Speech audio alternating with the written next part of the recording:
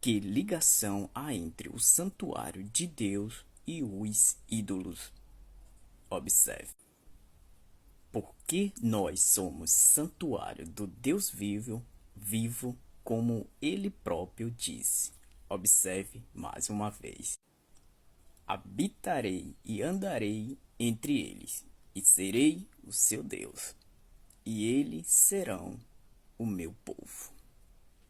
Vamos refletir na voz do pastor Gilson Brito este dia com Deus.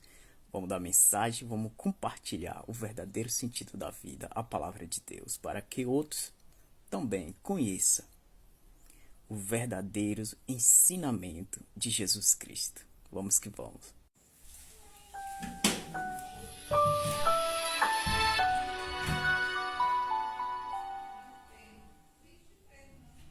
Que a graça e a paz do nosso Senhor estejam sobre você e sobre toda a sua família. Mas, por falar em família, uma pergunta. Pode existir paz em uma casa onde moram inimigos?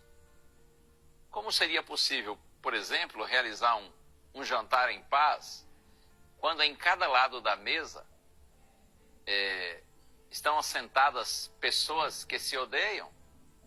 Seria isso possível? No campo espiritual a situação não é diferente, pois é impossível se ter paz enquanto se tenta conciliar o mal e o bem dentro do mesmo coração, da mesma vida. O apóstolo Paulo fala sobre esse tema em sua segunda carta aos Coríntios, capítulo 6. Eu vou ler somente o verso 16. Está escrito assim: que ligação há entre o santuário de Deus e os ídolos? Porque nós somos santuário do Deus vivo, como ele próprio disse: habitarei e andarei entre eles, serei o seu Deus e eles serão o meu povo. Você que consegue responder à pergunta de Paulo, quando ele diz assim: que ligação há entre o santuário de Deus e os ídolos? Essa é uma pergunta fácil.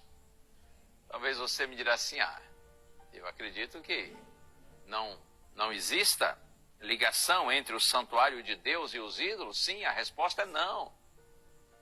Veja, como a água não se mistura com óleo, assim a adoração pagã não se mistura com a adoração ao verdadeiro e único Deus.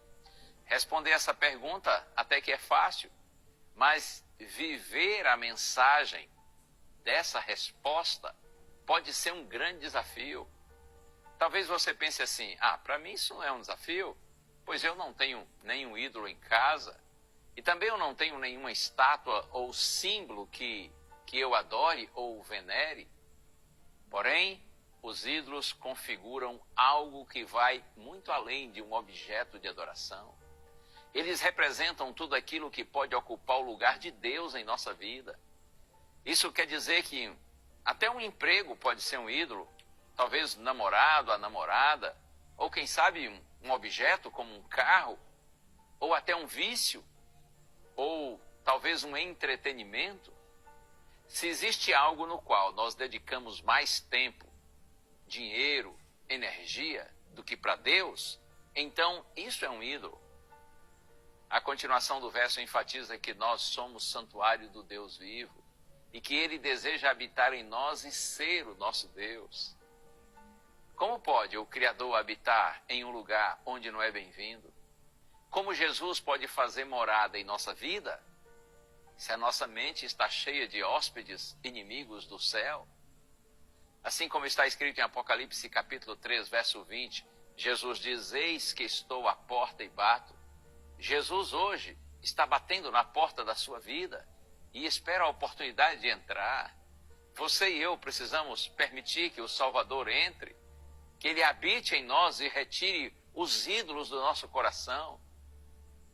O que Deus espera é que você e eu nos coloquemos inteiramente nas mãos dele, para que sejamos guiados pelo seu Espírito e não guiados pelos ídolos, os muitos, inúmeros ídolos que existem nesse mundo.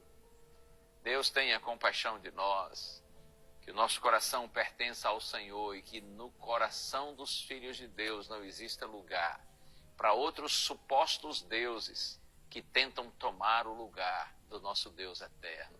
Vamos orar? Ó Deus bendito, tu sondas os corações e sabes todas as coisas. Quantas vezes, Senhor, mesmo nós cristãos acalentamos ídolos em nosso coração. Podem ser pessoas, podem ser coisas, podem ser ambientes ou situações, seja de lazer, seja de entretenimento, seja de trabalho, de estudos, enfim, Senhor. Há tantos possíveis e falsos ídolos. Tira de nós tudo isso, Senhor. Limpa o nosso coração e a nossa mente, para que o Senhor seja o único adorado, para que o Senhor seja o primeiro, seja o último e o único, que mereça toda a nossa atenção. Oramos em Jesus. Amém.